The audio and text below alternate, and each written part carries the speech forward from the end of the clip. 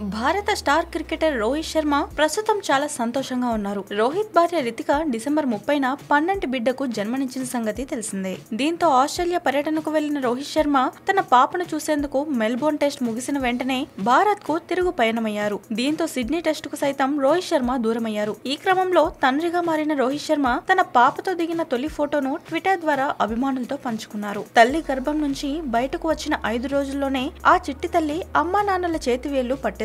Hello world 2019 మనందరికీ బాగుండాలని Rohit Sharma comment పెట్టారు. ఈ ఫోటోపై లైకుల వర్షం కురిపిస్తున్న రోహిత్ అభిమానులు భయ్యా మీ పాపకి రోహిక అనే పేరు పెడితే బాగుంటుంది అంటూ సలహాలు ఇస్తున్నారు. 3 మ్యాచ్ల వన్డే సిరీస్ కోసం జనవరి 8న రోహిత్ శర్మ తిరిగి జట్టుతో చేరుతాడు. రితికాను 2015 డిసెంబర్ 13న రోహిత్ శర్మ పెళ్లాడారు. 3 ఏళ్ల తర్వాత వీరికి తొలి సంతానంగా పాప జన్మించింది. అంతేకాకుండా కొత్త సంవత్సరంలో రోహిత్ శర్మకు ఓ మంచి గిఫ్ట్ దొరికిందంటూ అభిమానులు ట్వీట్ చేస్తున్నారు.